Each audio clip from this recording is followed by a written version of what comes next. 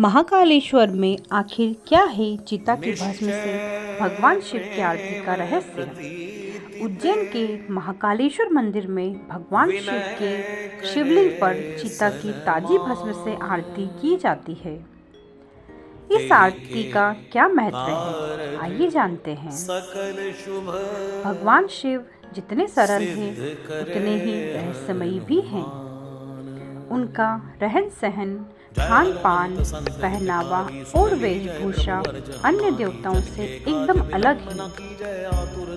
हिंदू शास्त्रों में जहाँ हर देवता के वस्त्रों और आभूषणों का वर्णन मिलता है, वहीं भगवान शिव केवल हिरण की खाल और भस्म को ही धारण करते हैं। इस बात का साक्षी है मध्य प्रदेश में स्थित धार्मिक स्थल उज्जैन। उज्जैन में बना भगवान शिव का महाकालेश्वर मंदिर। यहाँ भगवान शिव के कई स्वरूपों की पूजा की जाती है, मगर यहाँ शिव जी के अघोरी रूप को सबसे ज्यादा महत्व दिया जाता है। जिस तरह साधु और संतों के शरीर में भस्म लिपटी रहती है, उसी तरह यहाँ पर भगवान शिव के शिवलिंग पर चिता की ताजी भस्म से आरती की जाती है और इसी से उनका श्रृंगार भी होता है। चलिए जानते हैं कि इस आरती का रहस्य क्या है। भगवान शिव की भस्म आरती केवल उज्जैन के महाकालेश्वर मंदिर में होती है। यह आरती बेहद अलग ढंग से की जाती है। इस आरती को प्रातः सुबह के वक्त 4 बजे किया जाता है। यह आरती चिता की ताजी राख से होती है। हालांकि कुछ कारणों से अब इस आरती को चिता की राख से नहीं किया जा रहा है, मगर पहले इस आरती के लिए लोग अपने जीवन काल में ही रजिस्ट्रेशन कराया करते थे। मृत्यु के बाद उनकी चिता की राख से भगवान शिव की पूजा की जाती थी। इस आरती को बंद कमरे में केवल मंदिर के पुजारी ही देखते थे। आरती के दौरान भगवान के कक्ष में लगे कैमरे में इस आरती की रिकॉर्डिंग होती रहती है और कक्ष के बाहर खड़े भक्त इस आरती को देखते रहते हैं। आरती के दौरान भगवान के शिवलिंग को पूरी तरह से भस्म से नहला दिया जाता है। बाद में शिवलिंग पर भगवान शिव का फेस बनाया जाता है और पट खुलते हैं। क्यों की जाती है भस्म आरती? शिव पुराण में बताया गया है कि जब सती ने स्वयं को अग्नि में समर्पित कर दिया था, तो उनकी मृत्यु का संदेश मिलते ही भगवान शिव क्रोधित हो गए थे और अपना मानसिक संतुलन खो बैठे थे। इसके बाद वह माता सती के मृत शरीर को लेकर इधर उधर घूमने लगे। जब भगवान शिव को श्री हरि ने देखा तो उन्हें संसार की चिंता सताने लगी। हल निकालने के लिए उन्होंने माता सती के शरीर को अपने सुदर्शन चक्र से कई हिस्सों में बांट दिए। यह हिस्से देश के कई स्थानों पर गिरे और पिंड बन गए, जो कि 51 पिंड के नाम से मशहूर है।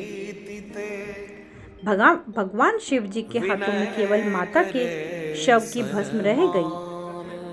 भगवान शिव को लगा कि कहीं वह सती को हमेशा के लिए न खो दे, इसलिए उन्होंने उनकी शव की भस्म को राख को अपने शरीर पर लगा लिया।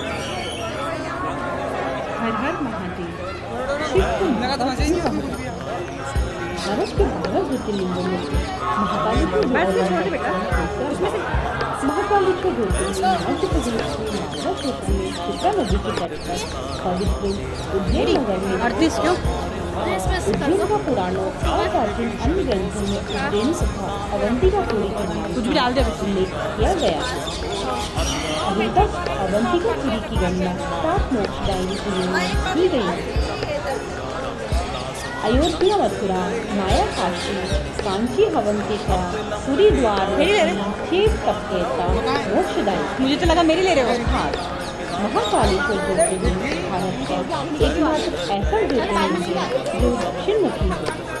शास्त्र में कहा गया है दक्षिण दिशा के स्वामी स्वयं भगवान शंकर थे। जो भी व्यक्ति इस मंदिर में आकर भगवान शिव के मन से प्रार्थना करते हैं उसे मृत्यु उपरांत यमराज द्वारा दी जाने वाली यातनाओं से मुक्ति मिलती है। 12 ज्योतिर्लिंगों में से महाकाल ही एकमात्र सर्वोत्तम ज्योतिर्लिंग है।